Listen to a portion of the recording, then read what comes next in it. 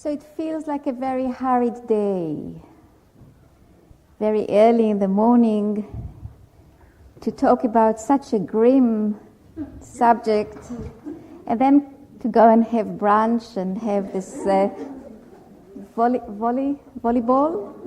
game. So it's a good project.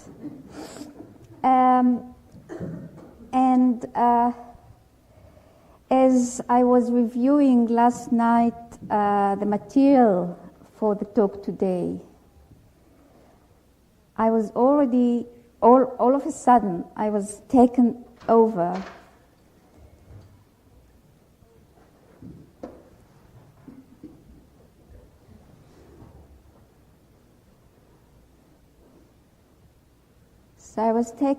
by this feel of joy. And I wasn't very sure what this joy was about.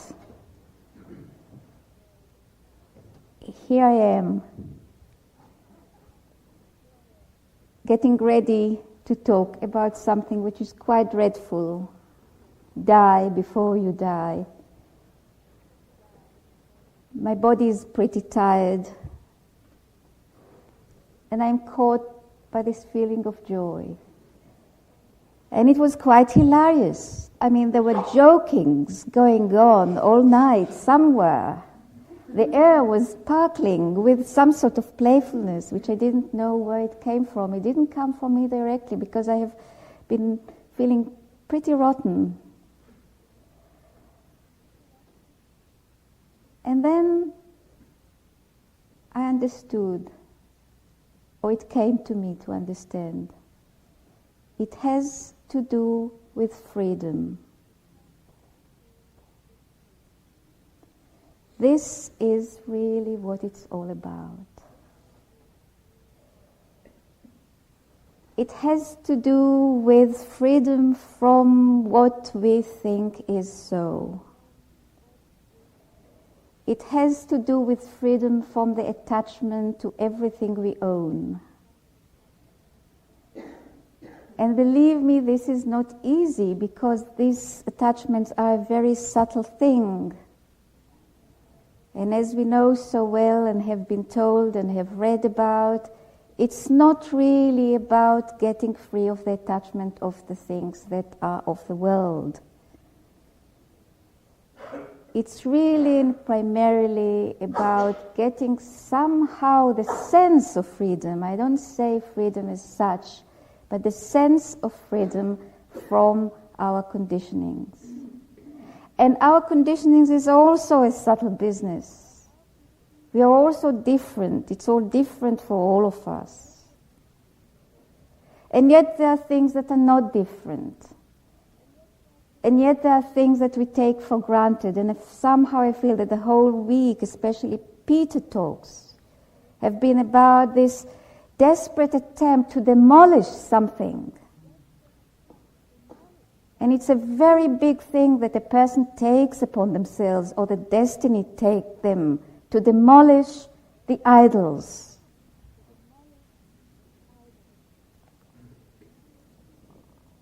But there are thought forms, and there are patterns of behavior of the body, which are so deeply, so intrinsic in all of us, that if we get to know them, we only get to know them in a glimpse, in a dream, in some kind of inspiration. And as much as we work it out with our will and mind and good intention, we can't really cut loose. But somewhere, and it's not so far from us, there is freedom. There's absolute freedom, and there is joy in this freedom. It comes from somewhere, and sometimes there is a meeting of the two.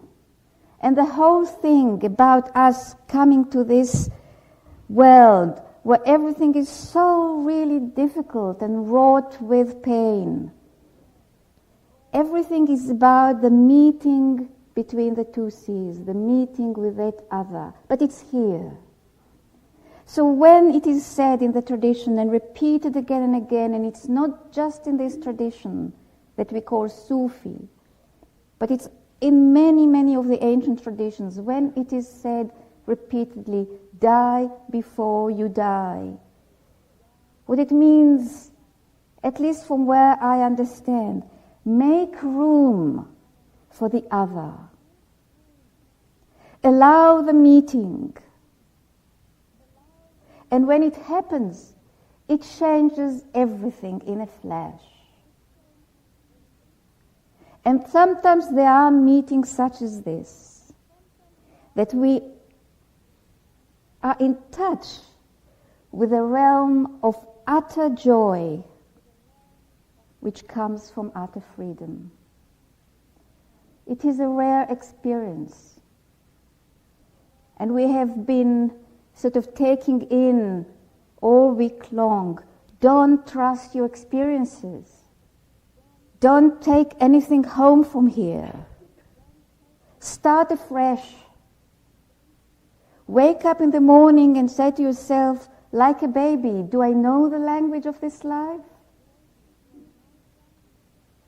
And at the same time, there are these meetings, there are these points where Moses meets Khidr, where it changes everything. So it's not like a perpetuum mobile. It's not like the fish in the bowl, which always have a new round. There are quantum leaps. It is possible. This is what it's all about. And yet at the same time, there is a price to pay. Because it is after such meetings that everything falls apart. It is after such meetings that really a process of death or a process of dying does start. And I'd like to read 3 passages which talk in a way, or which focus in a way, or come from that space where things fall apart. When nothing can be taken for granted, not as an idea, but as a reality. And it's a pretty difficult reality. I'll start with a passage, with a modern passage, with a passage that was written by a modern author. Some of you may have heard about him. His name is Paul Auster. And it is taken from a book that he has written like 10 years ago, and the book is called In the Country of Last Things.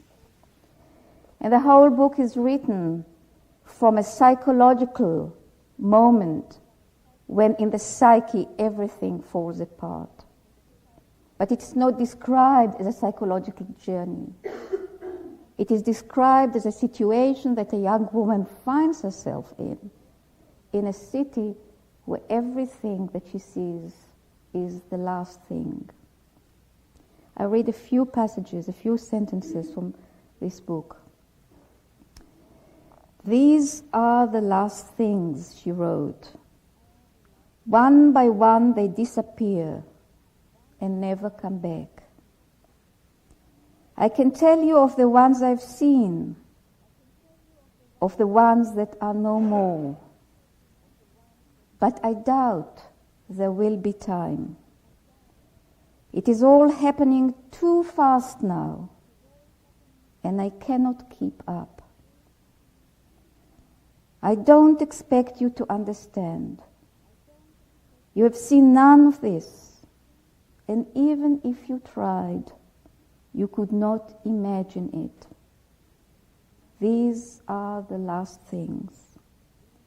A house is there one day, and the next day it is gone.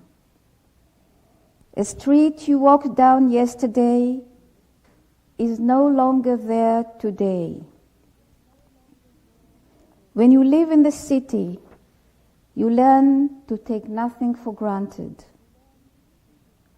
Close your eyes for a moment, turn around to look at something else, and the thing that was before you is suddenly gone.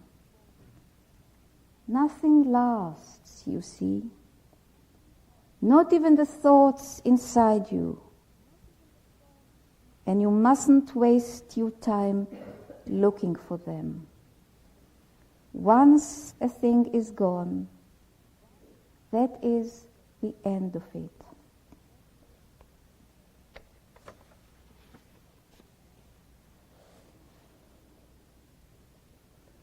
In this environment, somehow she has to live. In this environment, somehow we have to live. There's a pull for survival in this call, die before you die. And in the attempt to live, or in the will to survive, this is how it works.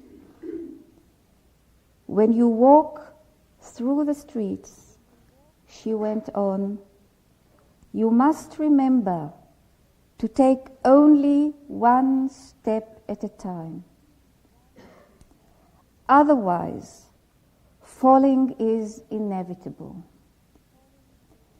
Your eyes must be constantly open, looking up, looking down, looking ahead, looking behind, on the watch for other bodies, on your guard against the unforeseeable.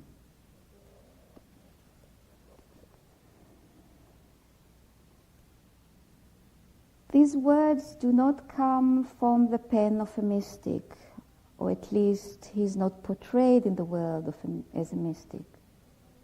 But it somehow comes from the pen of someone who must be very sensitively attuned to something that is behind the surface.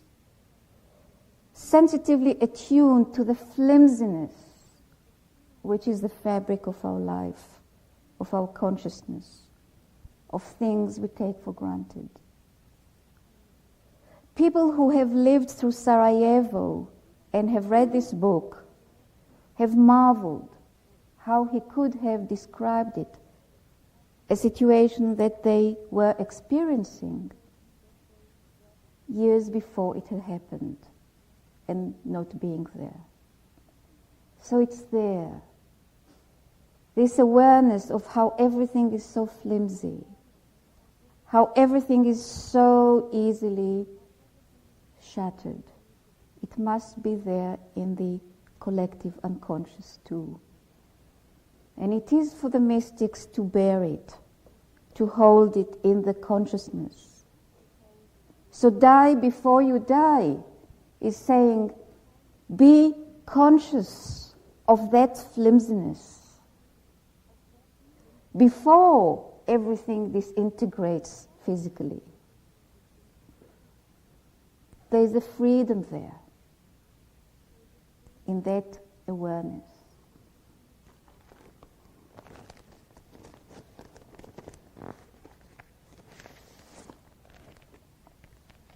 The next passage which I read is from Saint Augustine,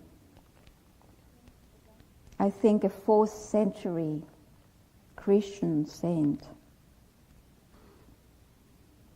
And he writes, brethren, I should say and add, brethren and sisters, do our years last? They slip away day by day. Those which were no longer are. Those to come are not yet here. The former are past.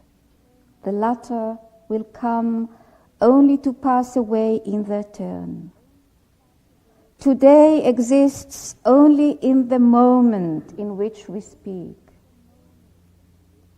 Its first hours have passed.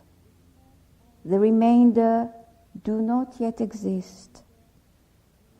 They will come. but only to fall into nothingness. Nothing contains constancy in itself. The body does not possess being. It has no permanence. It changes with age.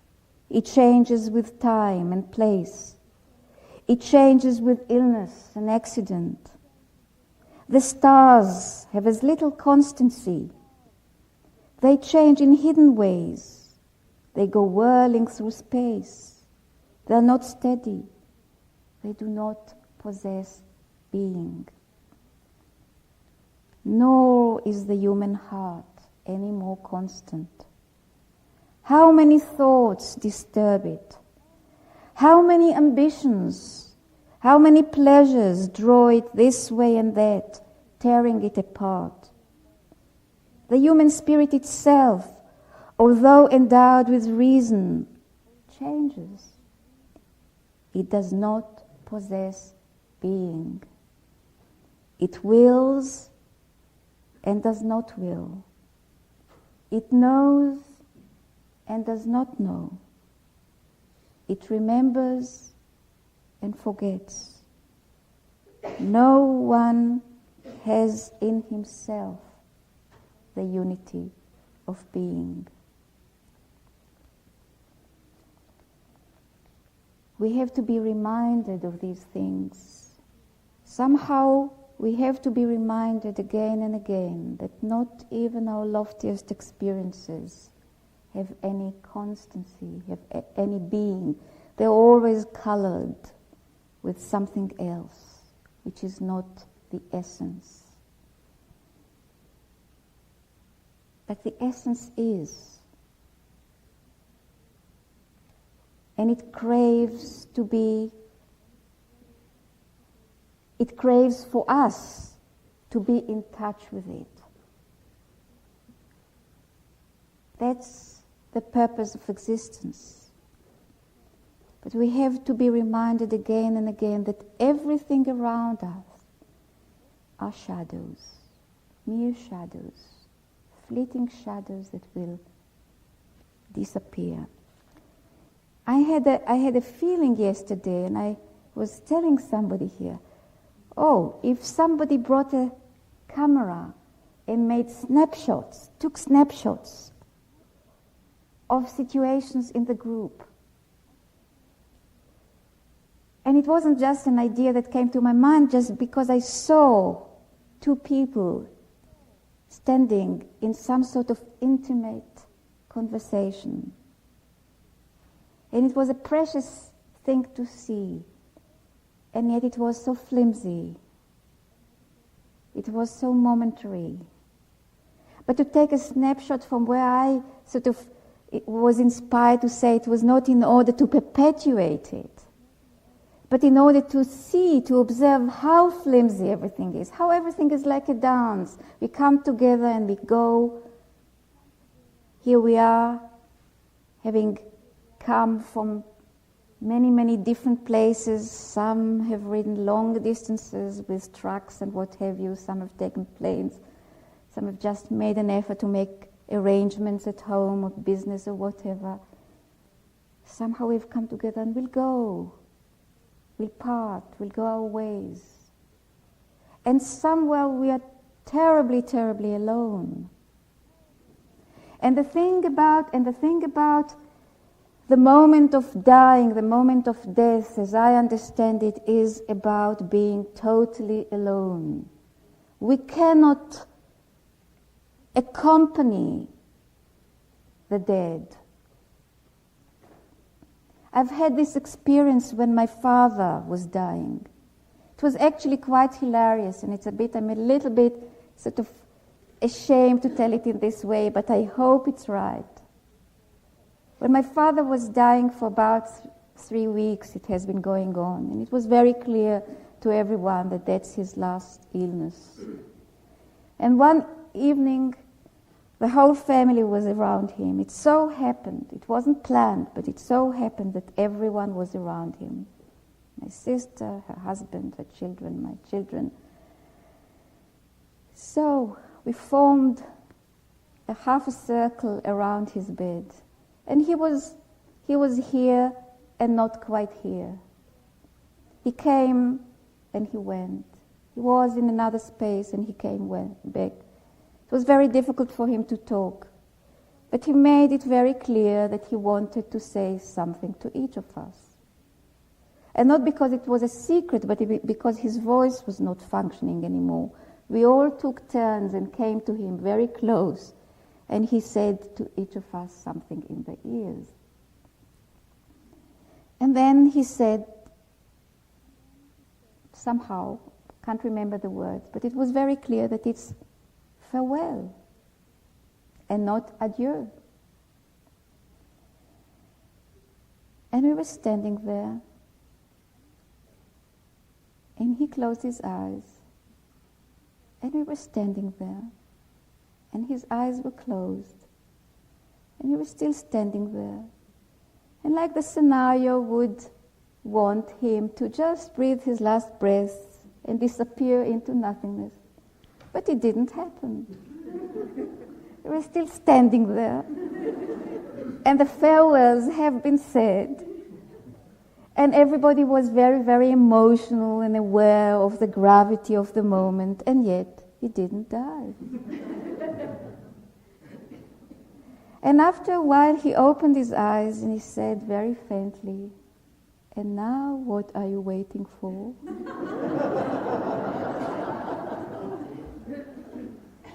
And yes, it was this jest of a man who is not, or he's not yet gone, but he's not here.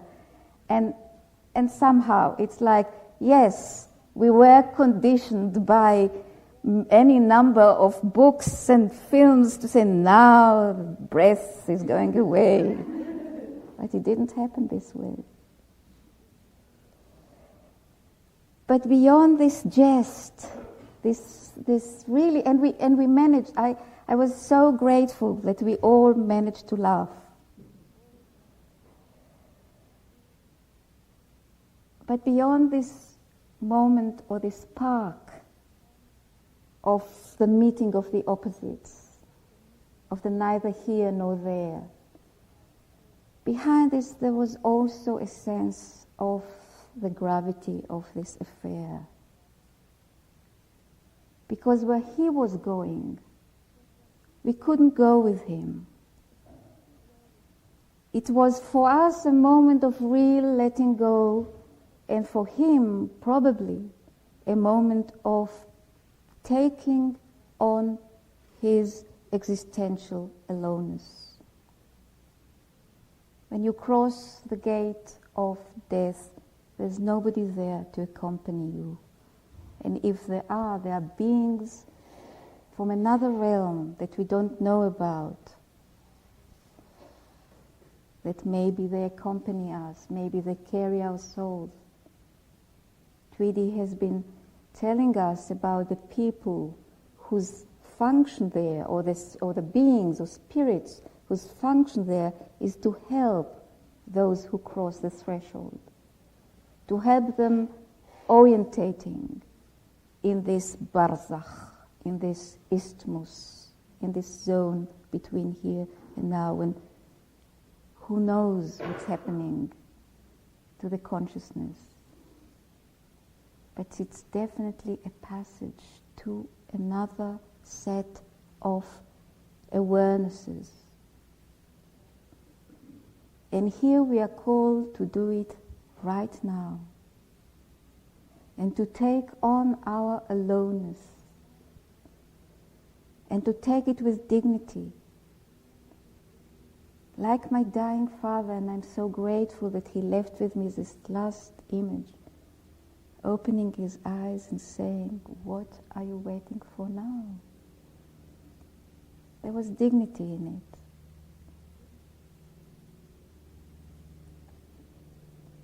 But die we must. And things as we see it now will not last forever. And even as we see them, they're so flimsy. I mean, really, so thin. It's unbelievable.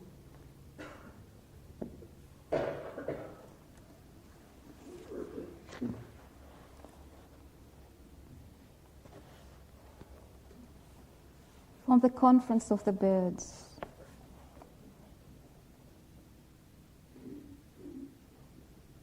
A bird who fears death. Another bird spoke up. The way is long, and I am neither valiant nor strong. I'm terrified of death. I know that I, before the first stage is complete, must die. We'll read it again.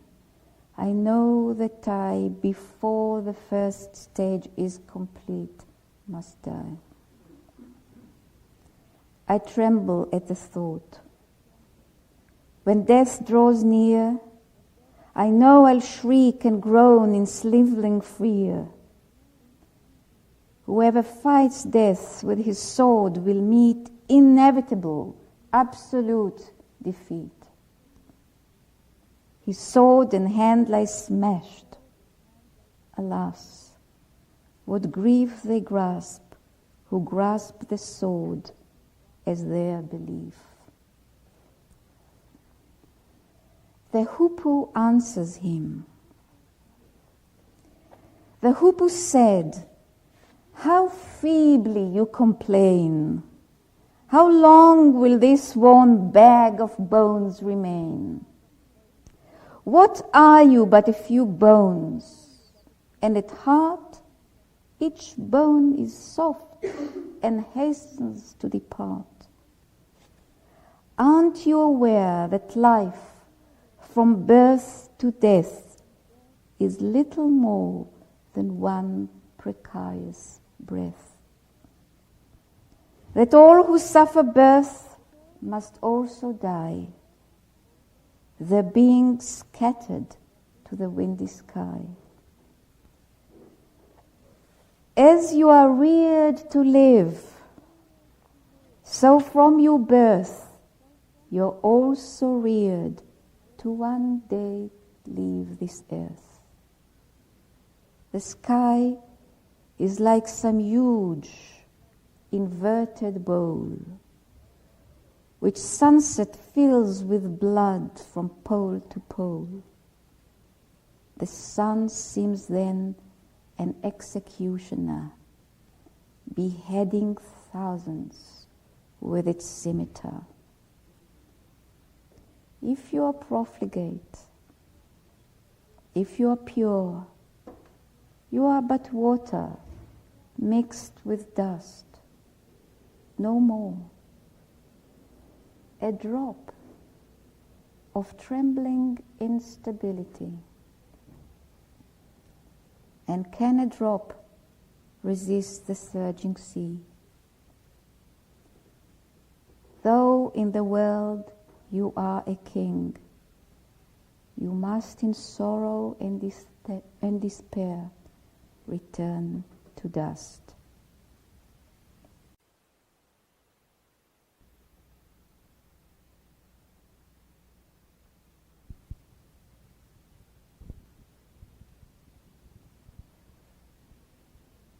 I had an image not too long ago, and it may have been inspired by this passage, although I haven't read it for a while. And this image came about in the presence of a dying friend.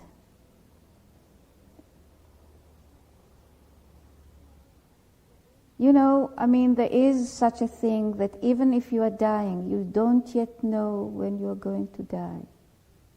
I'm not going to repeat my father's story, but that's another story, and completely different. I mean, someone announces that your time is short, that you have a terminal illness. Very grave verdict. And yet, the only thing that they can tell you is that statistically, you have between 3 months and 2 years. Now, yes, all of a sudden things change. 2 years, gosh, sounds like a long, long time. 3 months, not so long. But whether it's 3 months or 2 years, there's still the unknowing. We also don't know. We are all terminally ill, eventually. So the unknowing of the last moment of truth is never known, really. But it evokes things. It pushes you somehow.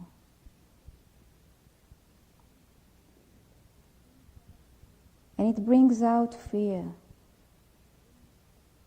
And it brings out regret and remorse about all the things you wanted to do and you didn't do, about the experiences you wanted to have and you didn't have, places you wanted to go, people you wanted to meet, books you wanted to read, artwork you wanted to make.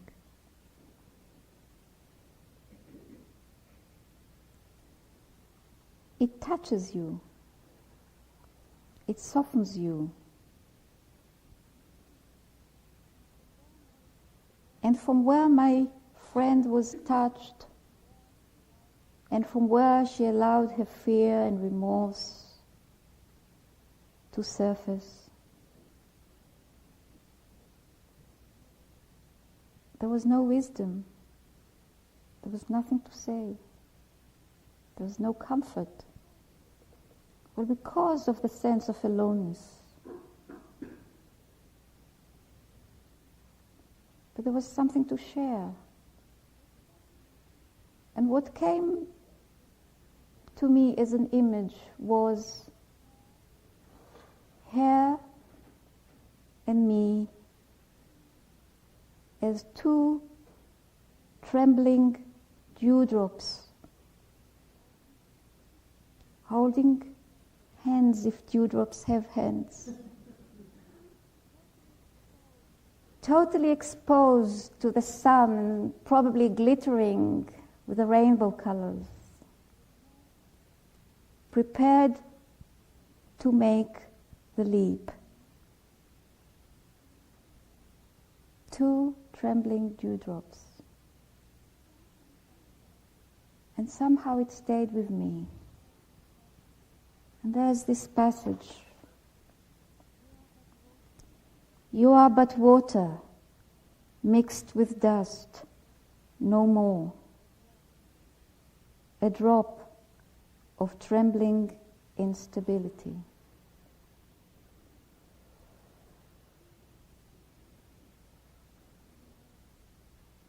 So,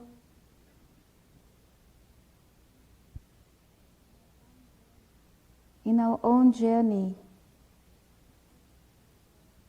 yes, we are alone, and ultimately alone. But we are also open. We also become open. We can also allow ourselves to be touched. That's another aspect of die before you die. If you allow somehow the defenses to break, somehow, not altogether,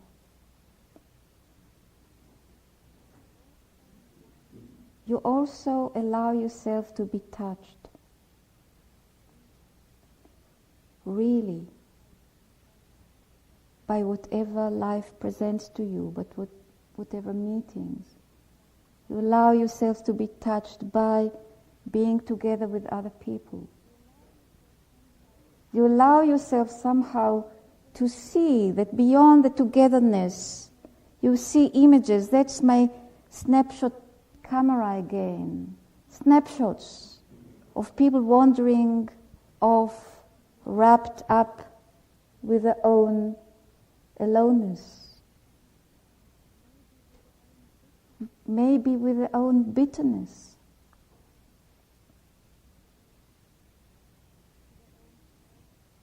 With their own sorrow. Not yours. With their own unfulfillment. And you understand somehow that people come on a spiritual path for so many different reasons. The pulls come from so many different directions, and it doesn't really matter.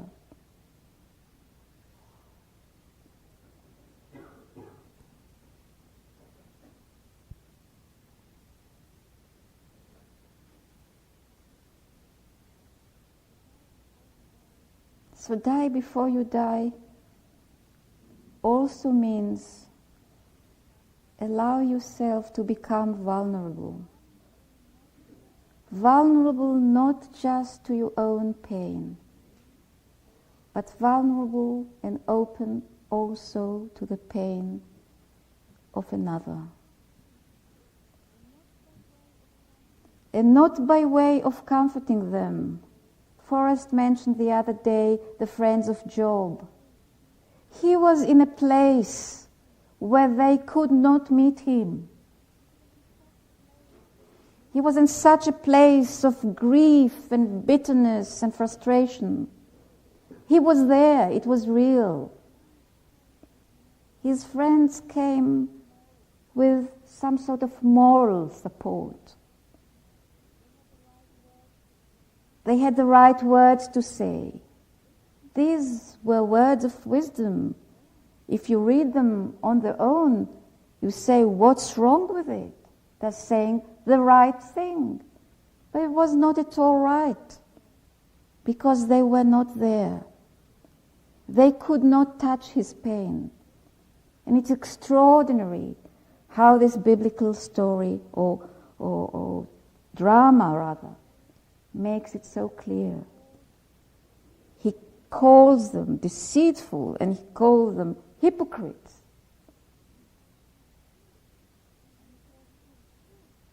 And it was his truth, his rebellious truth, which made it possible for him to have this experience, this numinous experience of God coming in a storm and destroying in a flash everything, including his grief. Because the enormity of the experience was so tremendous. But it was from another space. But in this space, he could meet God. And his friends, with all their moral support, they were not there. And I feel we have been given a chance also to be there. Where other people, not necessarily us, go through their pain. And not to be there by way of moral support or knowing how to say the right thing, but just being there with them. Like I felt so powerfully with my friend, like two trembling dewdrops. Somehow together and somehow apart. No one can live the life of another. But we can be touched. And not just the pain touches us, the joy too. Like the children's concert yesterday. Gosh, what a cacophony it was. And yet there was so much earnest effort in the production. And there was so much joy around. And I don't know if personally for me this talk would be available the way it is if it was not for this concert, because somehow after that things were not the same for me, and I'm not quite sure how and why. But there was a meeting. Like Mrs. Tweedy used to say, I mean, what are Sufis doing? They're drinking tea and telling jokes. Or she used to say, it's so nice to sit in the room and hear the murmur of people in the kitchen. Not that from time to time she wouldn't send Elizabeth or Nadia to the kitchen and say, hey, you, stop it, stop this, clack, clack, clack. But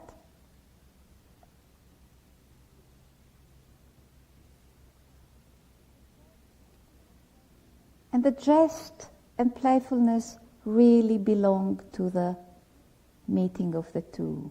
We can't be boom, boom, boom serious when the meeting occurs. We can't. It's not possible. We are touching the realm of joy. And it is from that realm of joy which we have come to be. I find this tremendous. It is in this tradition that the whole of creation came about as, what would you say? I mean, if you were an Ibn Arabi and you were not afraid of anything, you would say it comes as an orgasmic act. It's a big orgasm. God joys. Can you say that in English? Joys? No. Can you? There is an act of joy because, and this is how Ibn Arabi explains it, things have been held within God, within the nothingness. God has been pregnant with us and has been pregnant with us for a long, long, long, long time, when time was not. And even God cannot be pregnant forever. And the whole thing came about as a child comes out of a mother's womb, or as semen come out of a phallus in the moment of orgasm, in the moment of release. And this is not me saying, this is Ibn Arabi. There was a big joy there. And in this joy, everything came about, including us. So we are children of joy. Like there is this idiom, children of love. We are children of love. And it's all and everything is encompassed within this love. This is perhaps, at least for me, perhaps it's the main formulation in this tradition, that God's mercy encompasses everything. And this is one formulation which makes for me the Quran a holy scripture. Not because of denomination, I'm not Muslim, but because it says there in a verse, God says, I have written mercy upon myself. And everything there's such a picture of wholeness, because everything there is, the pain and the joy together, the reward and the punishment, the fire of hell and the green meadows of paradise. Everything is contained within God's mercy. And there's no such thing, there's no such obstacle of thought as whence comes evil. There's no such thing. There's no such thing as evil as such. There are difficulties, there's pain, there's effort, there's struggle. People die, there's oppression, there are tyrants, there are people who are unjust. There is the Holocaust, there is Sarajevo, there is Africa. There are the floods, the earthquakes, the aeroplane crashes, where thousands and millions of innocent people die. Why innocent? Because it's not a system of you do something, you get your reward. You are as innocent and not innocent as anybody else. In ourselves, we are just particles, just specks of dust, no more. And yet we are all contained in whichever way we find ourselves, in whichever experience we find ourselves. It is all contained within God's mercy. God says, "My mercy encompasses everything." And stop having conundrums in your mind.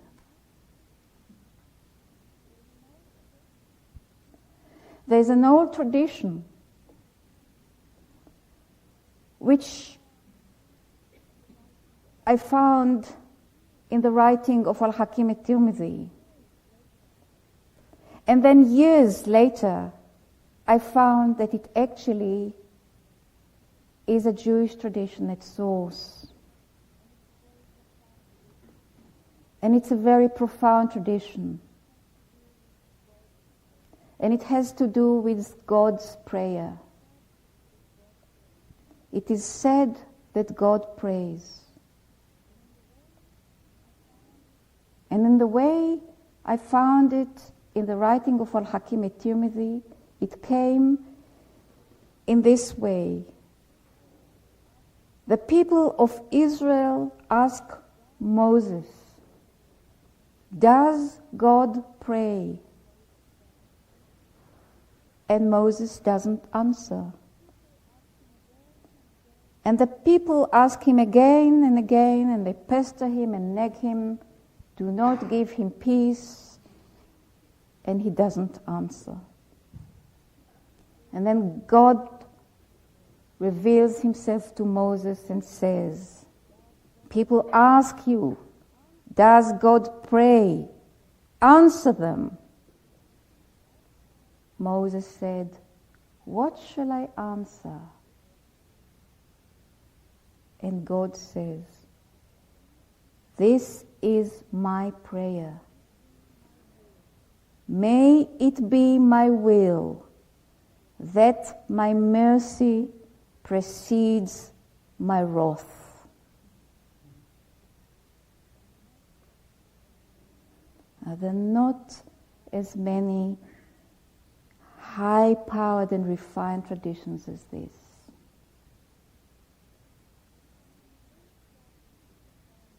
In the Jewish sources, which I found many years later, this revelation comes not to Moses, but to the high priest in a moment of unique luminosity. It's the moment the high priest is allowed to go into the Holy of Holies. And this happens just once a year on the Day of Atonement, when the temple was there, and it is allowed only to one person, and this is the high priest. And in the Jewish tradition, the high priest goes into the Holy of Holies, and lo and behold, God is seated on his throne in front of him. And God says to the high priest, "Bless me." God says to the high priest, "Bless me, my son." And the high priest asks, what shall I bless you with? And God replies, bless me, that it may be my will, that my mercy precedes my wrath. You see, this tradition is old, and it comes somewhere from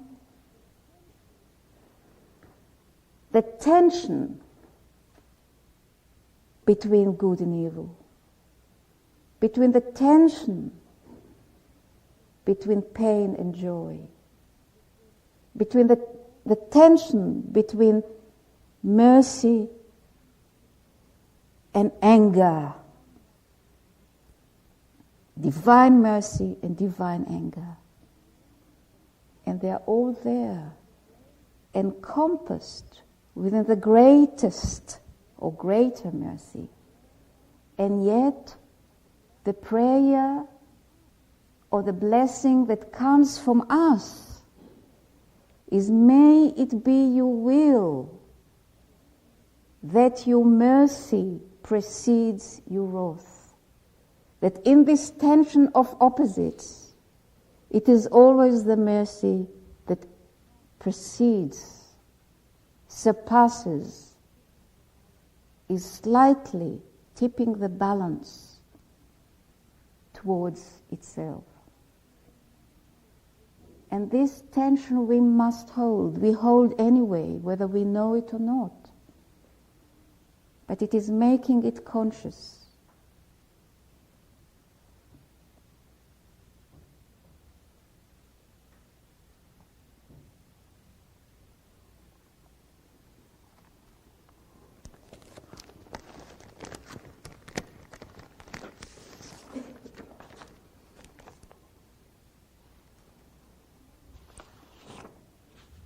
And for many of us, this too is part of die before you die. Because we are so conditioned to see duality. We are so conditioned to seek good and to avoid evil, which we must. But it doesn't work like that as we think it is.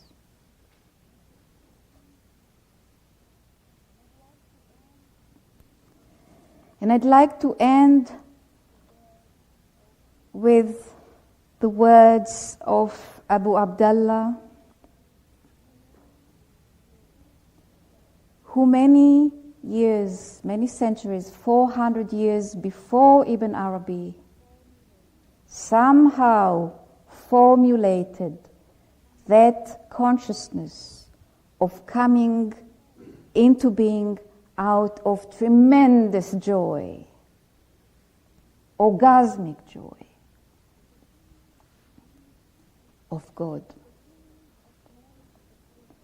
The beginning of man's existence is God's joy in him and God's love for him. From here, in the very beginning, man's existence came forth into manifestation. And this is the secret of God's relationship with his servant. God has hidden it within the depths of man's mystical knowledge. Therefore, man loves him and fears him and longs for him. God opens for his chosen ones the gate of compassion and mercy. They come in, and therein they attain the great mercy, the divine compassion, which God has written upon himself. Within this compassion inheres his love. And when his elect enter they come close to the great compassion. And there they drown. Therein are his love and his will. He then opens for them the gate of his will. Thy will be done.